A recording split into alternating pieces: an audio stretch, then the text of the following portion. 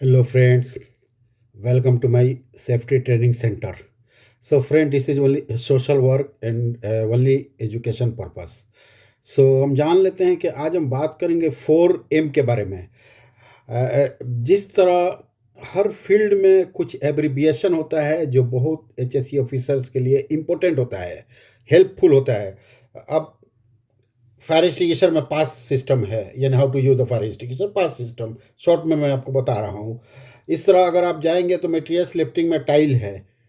अगर इस तरह आप जाएंगे किसी और फील्ड में, जैसे कि how to review risk assessment और एनीथिंग, उसके लिए आता है CCCWIA। और रिस्क असेसमेंट का भी हमने बनाया हुआ है कि IIIA, ऐसा करके identifying hazard, identifying who might be harm, ऐसा करके हमने बनाया हुआ है। तो इस तरह से 4M करके आता है। तो 4M का मतलब क्या है हम जान लेते हैं। 4M क्या मतलब ये है कि ये प्लांट मेंटेनेंस जो हम लोग काम वगैरह करते हैं उसमें किस तरह से हमारा वर्क साइट सेफ हो, उसको सेफ करने के लिए और एक्सीडेंट को ज़ीरो करने के लिए एक ये प्रोसीजर है। ओके, हम जान लेते हैं कि reducing breakdown by restoring the equipment. Breakdown जो होगा उसको रीस्टोरिंग के लिए उसमें 4M में आपको पूरा डिटेल्स देगा, मैं वन बाई वन बताऊंगा। करेक्टिंग बेसिक वीकनेस है, जो वीकनेस है उसको करेक्टिंग करेगा, रेक्टिफाई करेगा। प्रिवेंटिंग इश्यूज, जो भी इश्यूज आने वाला है फिर रिटर्न में उसको रेक्टिफाई करेगा। Okay, working together 4M's help the pillar two. अभी वो क्या है, हेल्प किस चीज़ में, understand where the weaknesses are and address them through restoration and prevention, जो मैंने ऊपर बताया कि कोई भी चीज़ आने वाली है, कोई वीकनेस है, उसको रीस्टोर करना है, उसको प्रिवेंट करना है।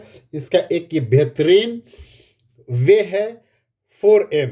सो आप लोग उसको समझना है। The final goal is to provide means for the improving with the product design, ergonomics, यानी वर्क स्टेशन का जो एर्गोनॉमिक्स है, और जो रिस्क है उसको असेंबली करना है। यही चीज़ है फाइनल गोल। अब 4M का ट्रबल शूटिंग। अब आप सोचते होंगे कि 4M का मैंने एब्रीविएशन क्यों नहीं बताया। Materials, methods, machine and man, workforce, इसका डिटेल्स मैं आगे बताते चलता हूँ आपको।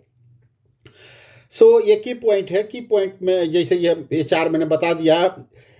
अभी क्या है कि अगर कोई भी इश्यू इसके अंदर में आता है तो उसको रेक्टिफाई किया जाता है। ये क्या है कि जो डाउन टाइम में ग्रेट एरर आता है, उस एरर को रेक्टिफाई करने के लिए ये वे है।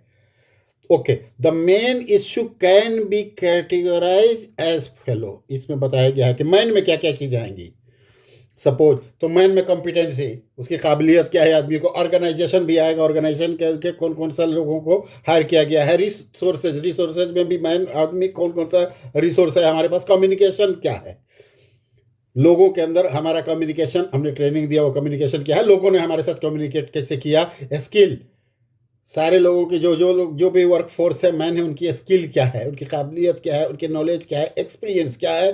टेक्नोलॉजी भी हमें देखना है, ये मैन के अंदर टेक्नोलॉजी आता है कि जो क्वालिफिकेशन है उस क्वालिफिकेशन के बेस पर जो हमने टेक्नोलॉजी अडॉप्ट किया है वो क्या है। एटीट्यूड, एटीट्यूड भी मैन के अंदर आता है, यानी आदमी वर्क साइट पे जाने के बाद कोई अनसेफ एक्ट तो नहीं कर रहा है, कोई वायलेशन तो नहीं कर रहा है, पीपीई बराबर पहन रहा है कि नहीं, मशीनरी जो भी यूज़ करना है वो उसका एटीट्यूड के हिसाब से यूज़ कर रहा है कि नहीं। तो ये एटीट्यूड के अंदर आता है। एटीट्यूड पे मैंने बेहतरीन एक वीडियो बनाई है, आप देख सकते हैं। ओके, मशीन, उसके बाद से मशीन आता है। पहले मैन, मशीन, सेकंड में मशीन आ गया तो एनी मशीनरी, जो भी मशीनरी हम यूज़ करते हैं वो 4M के अंदर आता है। सेकंड, टेक्नोलॉजी, जो भी मशीनरी के अंदर हमारा टेक्नोलॉजी होता है मशीन के अंदर, वो भी इसके अंदर भी टेक्नोलॉजी आता है। इक्विपमेंट्स डिज़ाइन, किस हिसाब से डिज़ाइन किया गया है इक्विपमेंट को, वो है कि क्योंकि वो इक्विपमेंट का डिज़ाइन हमारे साइट के रिक्वायरमेंट के हिसाब से है कि नहीं, क्लाइंट के रिक्वायरमेंट के हिसाब से है कि नहीं, इन्वायरमेंट के रिक्वायरमेंट के हिसाब से है कि नहीं, वर्क लोकेशन के रिक्वायरमेंट के हिसाब से कि नहीं, ये सारी चीज़ें होती है मशीन के अंदर।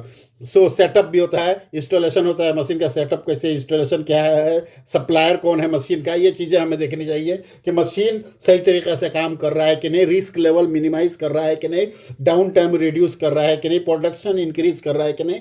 ये सब चीज़ें आती हैं। अभी हम मटेरियल्स के बारे में जान लेते हैं। जब मटेरियल्स में क्या है, डिज़ाइन, आप समझ सकते हैं, design, material quality, information, raw material, consumable, और कोई से सप्लाई जो मटेरियल्स आया है उसके डिटेल्स, कंपोनेंट्स जो हम लोग कंपोनेंट्स यूज़ कर रहे हैं, या अदर रिसोर्सेज, कोई भी रिसोर्सेज जहाँ से मटेरियल्स आता है काम करने के लिए, वो देखिए राइट मटेरियल जो है वो है कि नहीं, वो राइट जॉब के लिए, हाई क्वालिटी का मटेरियल है कि नहीं, जैसे as per requirement from client, managing their availability, उनकी अवेलेबिलिटी कैसी है, डिलीवरी टाइम से हो रहा है कि नहीं, प्रोडक्ट जो उसका प्रोडक्शन प्रोसेस है वो टाइम से है कि नहीं। तो ये 3 हो गया, हमने आपको 3 बता दिया बिल्कुल इजी वे में, मटेरियल, मेथड, मशीन और मैन। जो मैन हमने बताया, मशीन हमने बताया और मटेरियल हमने बताया। अभी आपको हम मेथड के बारे में बताएंगे, मेथड क्या होता है। सो आप लोग जानते हैं कि हम as H S C person हम कहीं भी काम करने जाते हैं तो मेथड असेसमेंट होता है, जो क्वालिटी कंट्रोल के जरिए बनाया जाता है, क्यूसी के जरिए। हम लोग नहीं बनाते हैं, कोई भी एचएससी नहीं बनाना है मेथड स्टेटमेंट। उसमें क्या है कि हम हेल्प कर सकते हैं उनको कुछ आइडिया, जैसे कि उसमें सेफ्टी कैटेगरीज होता है, सेफ्टी कंसिडरेशन लिखा जाता है, उसमें हम उनको दे सकते हैं कि हमारा साइट की रिक्वायरमेंट क्या है, उस साइट के रिक्वायरमेंट से हम उनकी हेल्प कर सकते हैं। लेकिन प्रिपेयर करना क्वालिटी कंट्रोल का काम है। ओके, सो मेथड में क्या आता है, issue can be related to the process. जो मेथड है, प्रोसेस हमें कौन सा प्रोसेस है ये हमें नॉलेज होना। स्केड्यूल हमें मालूम होना चाहिए, जो मैथ का कब काम करना है, कौन सा टाइम में काम करना है, स्केड्यूल पूरी डिटेल्स होनी चाहिए। प्रोसीजर, हमारे पास प्रोसीजर क्या है काम करने के लिए। जो मेथड स्टेटमेंट का मतलब आप समझ सकते हैं कि वो प्रोसीजर ही होता है।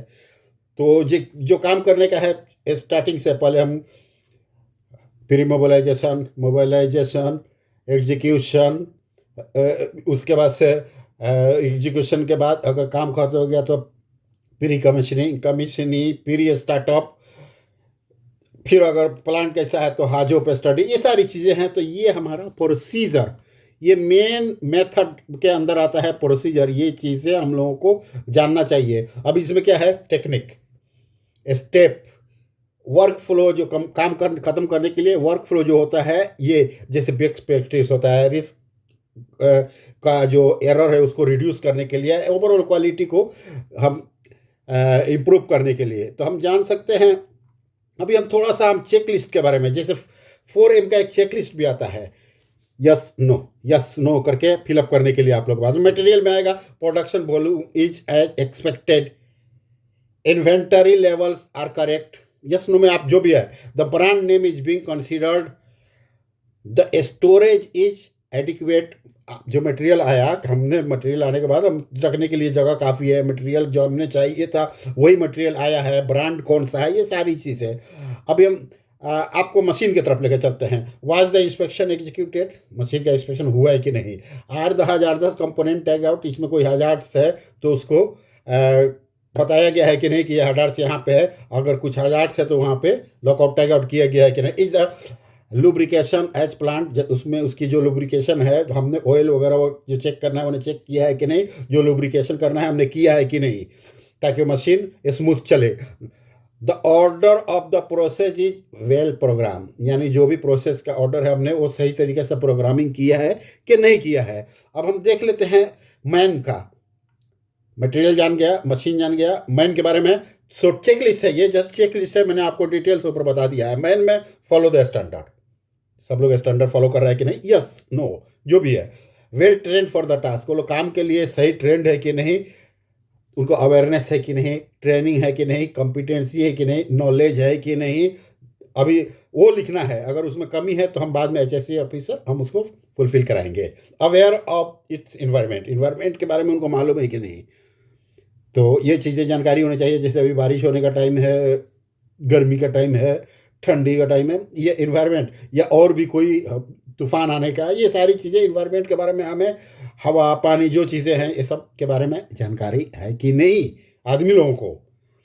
इफिशियंसी कंप्लाइंट विथ स्टैंडर्ड्स, सब लोग जो हमारा स्टैंडर्ड है उससे कंप्लाइंट है कि नहीं, उस स्टैंडर्ड को फॉलो कर रहा है कि नहीं, जो लीगल है और हो सकता है कि जो लेजिस्लेशन से है या कंपनी का स्टैंडर्ड है, ये सारे लोग फॉलो कर रहे हैं कि नहीं, ये चीज़ें माइंड के अंदर आती है। सो फ्रेंड्स, मैं उम्मीद करता हूँ कि आपको ये पसंद आएगा और ये जो एनालिसिस है वो एनालिसिस के हिसाब से आप लोग 4M एनालिसिस आप लोग ध्यान देंगे। इस वीडियो से आपको जानकारी मिलेगी। और भी कुछ चाहिए तो आप कमेंट सेक्शन में लिखें। आप अपने दोस्तों के साथ शेयर करें, लाइक करें ताकि मेरी मोटिवेशन हो और मैं अच्छी से अच्छी वीडियो बनाऊं। Thank you very much friend.